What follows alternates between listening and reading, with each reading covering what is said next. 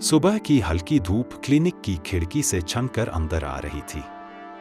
दीवार पर टंगी घड़ी की टिक-टिक माहौल को किसी अनकहे इंतजार में ढाल रही थी। डॉक्टर नारायण साहब, सफेद कोट में सजीव देवता जैसे प्रतीत होते, अपने टेबल के पीछे बैठकर फाइलें देख रहे थे। उनके चेहरे पर वर्षों की सेवा का स्नेह, अनुभव की गहराई और एक अनकहा दर्द तैर रहा था। क्लिनिक में सन्नाटा था, सिर्फ सिरिंज की हल्की आवाज और औषधियों की गंध। सहायक किशुन कंपाउंडर एक महिला को इंजेक्शन दे रहा था।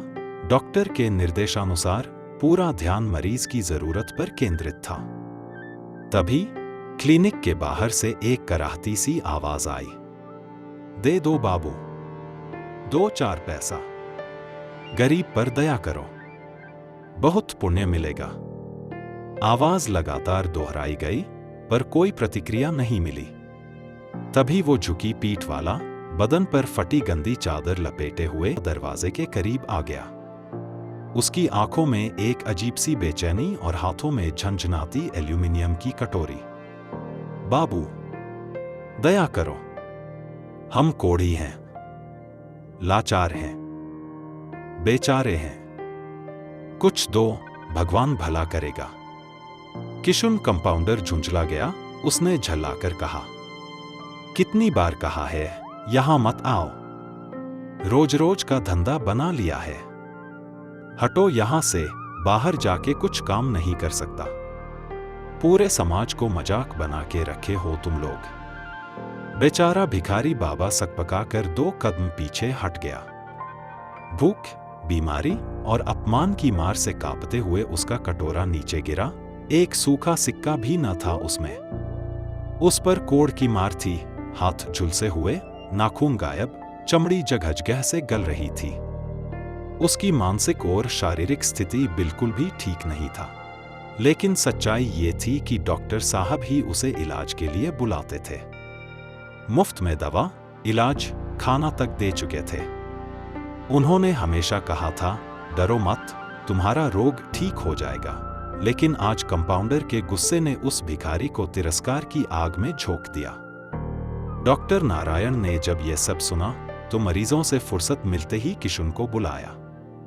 अरे सुनो किशुन, क्या तुम्हारे पास 10-20 रुपए नहीं थे उस गरीब को देने के लिए? किशुन चुपचाप सिर झुकाए खड़ा था। हम उसको रोज बुलाते हैं, इलाज करते हैं। क्या तुम भूल गए कि उसका कोई नहीं है, समाज भी उसे नहीं अपनाता? अगर वो काम करने लायक होता तो क्या भीख मांगता? बीमारी ने उसे तोड़ दिया है, हमसे क्या करुणा की उम्मीद भी न करे। किशुन कुछ न बोला, पर उसकी आंखों में अपराध बोध था। डॉक्टर साहब ने घर जाने के लिए कार निकाली, पर घर पहुंचते पहुंचते उनका मन बेचैन हो गया। रात को नींद नहीं आई। वे लेट-लेटे सोचने लगे, ये कैसी दुनिया है। गुंडों को रंगदारी में चुपचाप पैसे दे दिए जाते हैं और एक भूखा कोढ़ी इंसान भीख मांगे तो हम घृणा करते हैं, उसको तिरस्कार किया जाता है। और गुंडे बदमाश को सम्मान दिया जाता है। उन्होंने खुद को याद किया, कैसे गरीबी में माने गहने बेचकर, जमीन गिरवी रखकर उन्हें डॉक्टर बनाया। माँ हमेशा कहती थी, बेटा तू गरीबों का सहारा बनना, यही सच्चा धर्म है। अचानक उनके ज़हन में कुछ दृश्य ताज़ा हो गए। परसों 2 गुंडे आए थे, 500 का चंदा ठोक दिया, बोलते हैं, बस समझ लीजिए डॉक्टर साहब।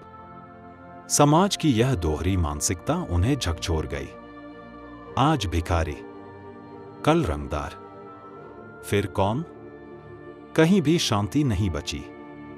उनकी आंखें गीली हो गईं। सुबह के 6 बजे खिड़की से आती रोशनी में दीवार पर लगी घड़ी चमकी। डॉक्टर ने दरवाजा खोला।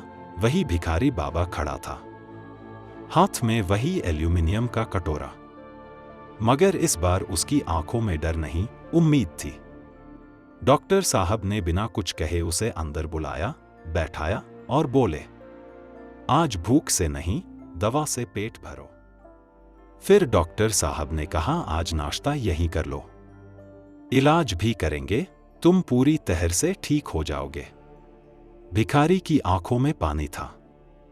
शायद वो भी जान गया था, हर इंसान पत्थर नहीं होता।